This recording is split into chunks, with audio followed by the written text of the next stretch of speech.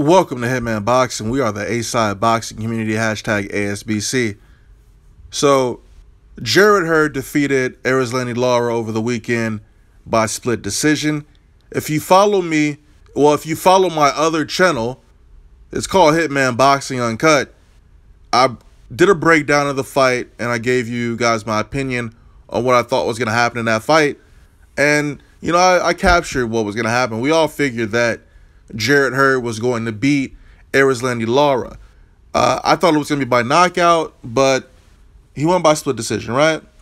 I haven't seen the fight yet. I've heard a lot about the fight. I saw the knockdown. Apparently, the knockdown is what was the big turning point in the fight in terms of the scorecards. Because of the split decision, the knockdown was very vital in Jarrett Hurd winning the fight, right?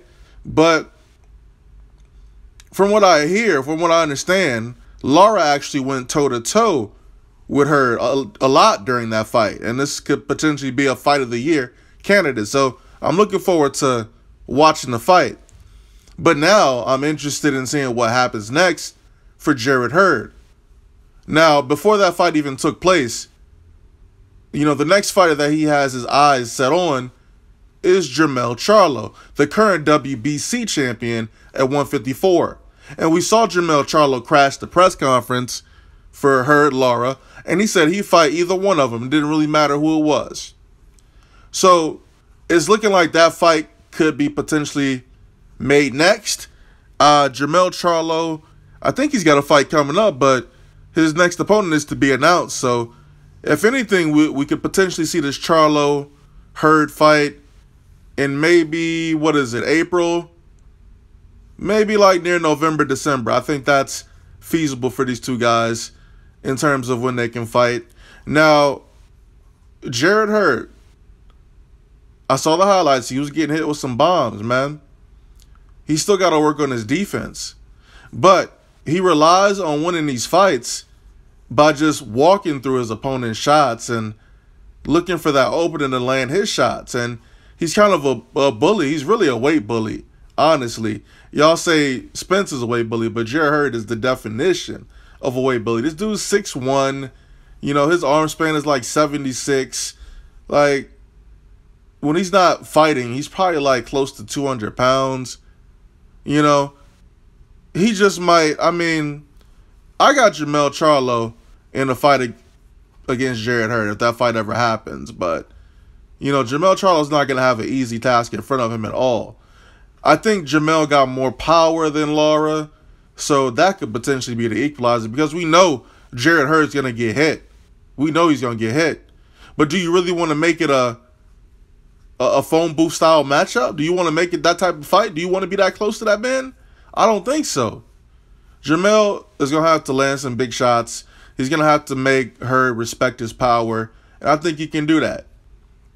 I don't think there's much special about Jarrett Hurd, but according to Jarrett Hurd, he's got big plans, man. He wants to unify 154, and then he plans on moving up to 160 to fight the likes of Triple G and Canelo. So we could potentially see those fights.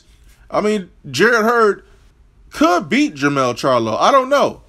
It's a tough fight for both guys for different reasons, man. So hopefully we get to see that fight next. I wouldn't be surprised. It looks like Hurd took a little bit of damage in the fight. I wouldn't be surprised if he takes a little tune-up or just a easy touch, a light touch in between fights. But, both of these guys are managed by the same guy, Al Heyman. They both fight on PBC. Well, does PBC still exist? God. But they both fight on the same networks, man. It's an easy fight to make. And I think it should be one of the next fights that are made at 154. Both of these guys need each other to basically legitimize their careers. Well, we can say now that Hurd's done more than Jermell Charlo at 154 by beating Lara, right? He beat Lara. Charlo hasn't beat Lara.